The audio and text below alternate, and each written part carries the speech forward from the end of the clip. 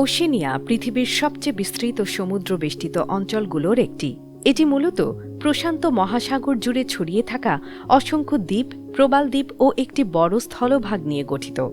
আয়তনের দিক থেকে প্রায় ৮৫ লক্ষ বর্গ কিলোমিটার এলাকা জুড়ে বিস্তৃত এই মহাদেশ পৃথিবীর ৭টি মহাদেশের মধ্যে ক্ষুদ্রতম, তবে ভৌগোলিক বৈচিত্র্যে অত্যন্ত সমৃদ্ধ। এশিয়ার দক্ষিণ পূর্বে এবং অ্যান্টার্কটিকার উত্তরে এর অবস্থান।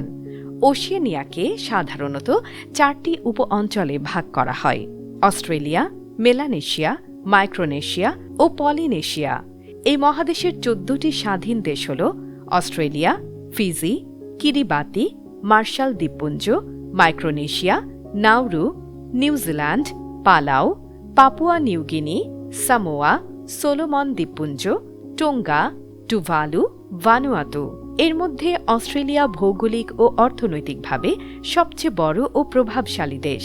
নিউজিল্যান্ড উন্নত অর্থনীতি ও উচ্চ মানব উন্নয়ন সূচকের জন্য পরিচিত। অন্যদিকে প্রশান্ত মহাসাগরের ক্ষুদ্র দ্বীপ রাষ্ট্রগুলো আয়তনে ছোট হলেও সাংস্কৃতিক ঐতিহ্যে সমৃদ্ধ। ইতিহাসের দিকে তাকালে দেখা যায়, হাজার হাজার বছর আগে পলিনেশীয় ও মেলানেশীয় জনগোষ্ঠী সমুদ্রপথে এই দ্বীপগুলোতে বসতি গড়ে তোলে। পরে ১৬শ শতাব্দী থেকে ইউরোপীয় অভিযাত্রীদের আগমন শুরু হয়। ব্রিটিশ, ফরাসি ও অন্যান্য ঔপনিবেশিক শক্তি দীর্ঘ সময় ধরে এই অঞ্চল শাসন করে।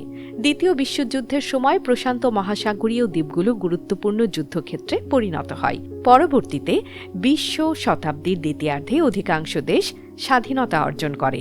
অর্থনৈতিকভাবে ওশেনিয়া বৈচিত্র্যময়। অস্ট্রেলিয়া ও নিউজিল্যান্ড উন্নত শিল্পোন্নত অর্থনীতি গড়ে তুলেছে। খনিজ সম্পদ, কৃষি, পশুপালন, শিক্ষা ও সেবা খাত তাদের আয়ের মূল উৎস।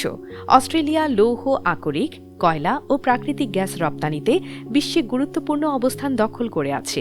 অন্যদিকে ফিজি, সামোয়া, ভানুয়াতুর মতো দেশগুলো পর্যটন, মৎস্য ও কৃষির উপর নির্ভরশীল। নাউরু ও কিরিবাতির মতো ছোট রাষ্ট্রগুলো বৈদেশিক সহায়তা ও সামুদ্রিক সম্পদের উপর অনেকটাই নির্ভরশীল। জলবায়ু পরিবর্তন এই অঞ্চলের জন্য বড় চ্যালেঞ্জ। বিশেষ করে সমুদ্রপৃষ্ঠের উচ্চতা বৃদ্ধির কারণে অনেক নিম্নভূমি দ্বীপ ঝুঁকির মুখে। সব মিলিয়ে ওশেনিয়া ছোট হলেও সাংস্কৃতিক বৈচিত্র্য, সামুদ্রিক ঐতিহ্য এবং প্রাকৃতিক সম্পদের দিক থেকে এক অনন্য মহাদেশ।